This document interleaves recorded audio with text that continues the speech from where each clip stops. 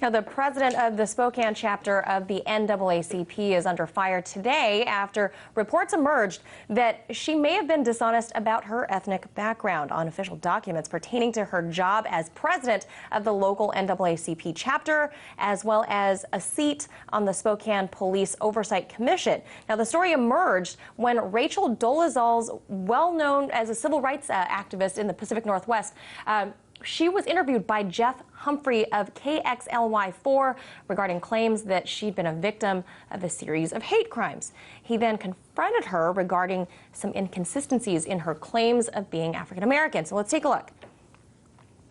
Is that your dad? Yeah, that's my dad. This man right here is your father? Right there? You have a question about that? Yes, ma'am. Okay. I was wondering if your dad really is an African American man. That's a very, I don't know what you're implying. Are you African American? I don't understand the question of, I did tell you that yes, that's my dad. And he was unable to come in January. Are your parents, are they white? So, joining me to discuss is co-host of RT's Watching the Hawks, Ms. Tabetha Wallace. Tab, thanks for being here. So, are you white? No. Very white, just to be clear. This whole thing obviously came about because her own parents decided to speak to the media, not only about her race, but some other information they say is false about her past. Let's take a look at what they had to say. Our daughter is primarily German and Czech, and of European descent. So she's white. Caucasian. She's white. Mm-hmm. Rachel has wanted to be someone she's not. She's chosen not to just be herself, but to represent herself as an African American woman or a biracial person. Yes, Rachel is a master artist, and so she's able to disguise herself and make her appearance look like any ethnicity. She could accomplish the work that she set out to do in the beginning by being herself, and being a white woman who's an advocate for the African American.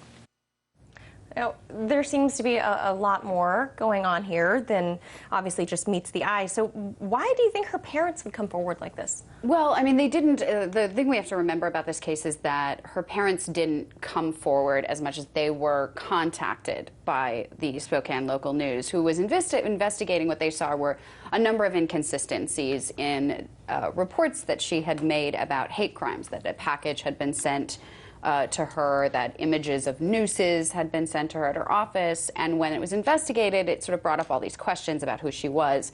And some in the community have had questions regarding her claims of being African American, but of course nobody wanted to be sort of that person to bring it up. And then it came up in this. We have to remember that this family is at legal odds right now. There's a number of, I think, legal cases, so to speak, regarding the person that Rachel Dolezal says is her son is actually her adopted brother, and she's sort of fighting for custody with another of her adopted sisters, and the family's sort of been at odds. So you sort of put that all together, and there's a lot at play here. This is very Maury Povich. Yes, it's sort of become this machine that everybody's sort of digging into online, and things start coming up. She had claimed the man in the interview she had said was her father was an African American man. They promoted it on NAACP's Twitter page that he was coming to the ceremony when she was made president in January. Turns out that man is not obviously her father, but she's been portraying him as. So the man we saw in the video, obviously her birth parents. Right. Well, now the NAACP has responded actually in support of Dolezal, saying this: NAACP Spokane, Washington branch president Rachel Dolezal is enduring a legal issue with her family, and we respect her privacy in this matter. One's racial identity is not a qualifying criteria or disqualifying standard for NAACP leadership. So, I guess the next question would be, if they're saying that being white isn't an issue for them and that they support her, then what's wrong with her saying she's black? Well, it isn't a question of her just saying she's black. Well, she may not have gotten her job at the NAACP because of her saying that. It's because of her work, which shouldn't be discounted because she has done good things. It's not saying she may not be a brilliant African-American studies professor, but to some, in other positions that she had, which was on the Spokane Police Commission, the board, when she applied for that job, she checked African American as well as white. And in the words of Brian Coddington, he's a Spokane City spokesman, what he had said was race wasn't a criteria in the selection process, but certainly diversity was an important part of that process. So what he was saying is that we were looking for someone who was they didn't necessarily pick her because she was a minority. It definitely put her above other candidates. The question is whether that's an ethics violation. Did she lie to get, say, grants? Did she lie to get scholarships to Howard? And if those things constitute an ethics violation, or if everyone's okay with it, then she hasn't. But it's definitely something that people are now looking into. I mean, even if it wasn't a legal dispute, it's certainly an odd thing. Now, this has obviously been blowing up in the media with lots of strong feelings on either side of this. How are people reacting to Rachel Dolezal's stance that she is, quote, transracial? And what does that even mean? Well, to what she's trying to say and what she had said in interviews is that, we're all from the African continent.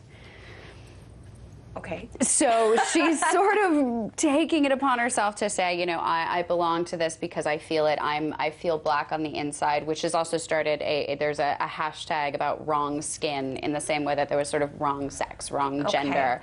So it's bringing up a lot of questions because it is, of course, making African Americans and minorities very angry because they feel that a job was taken away from what should have been an African American woman should have been in that space, or that she's sort of using, she gets to opt in to being an African American, but African Americans don't get to opt out of being African American. So at the end of it, it's this question we're now sort of forced to decide whether it's a matter of sexuality and gender is fluid, and if race sort of falls into that. Transracial, and do her acts undermine the living experiences of actual and struggles of actual African Americans? Oh boy, we're gonna look to see a little bit more coming out of there, I think. Thanks so much for that. That was a co-host of RT's Watching the Hawks, Ms. Tabetha Wallace. Thank you for being here with us today. Thank you for having me.